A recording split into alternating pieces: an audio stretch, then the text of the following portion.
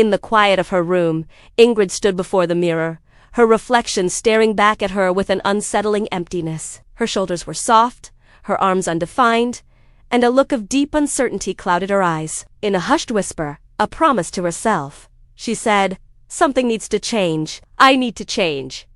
She didn't know it then, but this quiet, fragile moment was the first flicker of a fire about to ignite an extraordinary transformation. The gym door slid open with a heavy, intimidating groan. Ingrid stepped inside for the very first time, her senses immediately overwhelmed. The sharp clank of metal plates, the thunderous echo of barbells crashing to the floor, and the sight of powerful figures moving with a confidence she couldn't comprehend. In that vast, intimidating space, Ingrid felt small, almost invisible. But beneath the fear, a different feeling began to stir determination. She took a deep, steadying breath, tightened her ponytail, and with a resolve she didn't know she possessed, she walked toward the dumbbell rack. That single uncertain step marked the beginning of a journey that would reshape her world. The first few weeks were a brutal awakening. Her hands, unaccustomed to the rough texture of the weights, shook uncontrollably. Her legs burned with a fire that made every step an agony.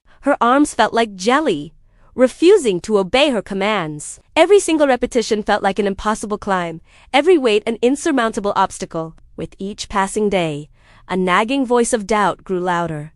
Is this really for me? Can I even do this? But Ingrid refused to listen. She returned the next day, and the day after that, and the day after that, because somewhere deep inside, a quieter, more persistent voice whispered back, "Keep going. You can do this!" She held on to that whisper, letting it guide her through the pain, through the exhaustion, through the overwhelming desire to just give up. It was her lifeline in a sea of self-doubt. Then, slowly, almost imperceptibly at first, things began to shift. The initial shock to her system started to fade, replaced by a dull, persistent ache that felt strangely productive. The montage of her struggle began to change its rhythm. Those slow, shaky lifts became more controlled. The sweat dripping down her forehead wasn't just a sign of effort. It was a testament to her perseverance. Her breathing, once ragged and desperate, found a deeper, stronger, more focused cadence. Day by day, rep by rep, her body started to respond to the relentless demands she placed upon it. Her shoulders began to firm up, carving out a new silhouette. Her legs, once trembling, grew powerful and solid. The muscles in her back started to emerge, defining her posture with newfound strength. One evening, after a grueling session, she caught her reflection in the gym mirror. She paused, mid-flex, and froze. Her arms, they looked different. They were stronger, rounder, more muscular than she had ever seen them in her entire life.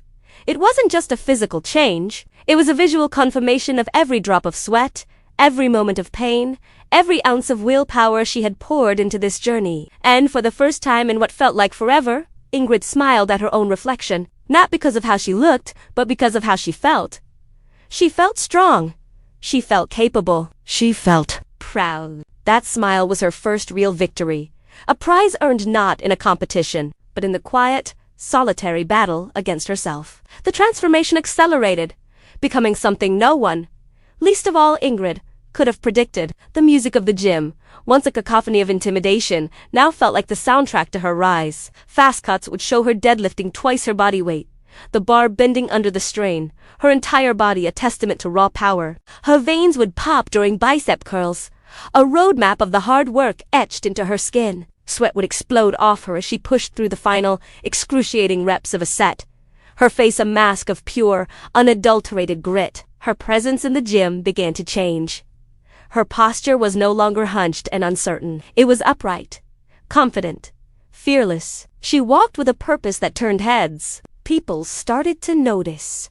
The regulars would watch her lifts, their expressions a mix of surprise and respect. Some would stop their own workouts to watch her attempt a new personal record, offering words of encouragement and clapping when she succeeded. A few of the newer members, seeing the same uncertainty in themselves that she once felt, started approaching her for advice. The quiet, doubtful girl who had hidden in the corner had become a pillar of inspiration, someone others looked up to. She was no longer just a member of the gym. She was a part of its very heartbeat. But the most profound change wasn't visible in the mirror. This journey had ceased to be about building muscle or lifting heavy weights. It had evolved into something much deeper, a fundamental shift in her very being. It was about discipline, the act of showing up even when every fiber of her being screamed to stay home. It was about patience, understanding that true growth takes time, consistency, and 1,000 small efforts. It was about growth itself, embracing the discomfort and knowing that pain was just a precursor to strength. It was about self-respect, treating her body not as an enemy to be conquered, but as a partner to be nourished and challenged.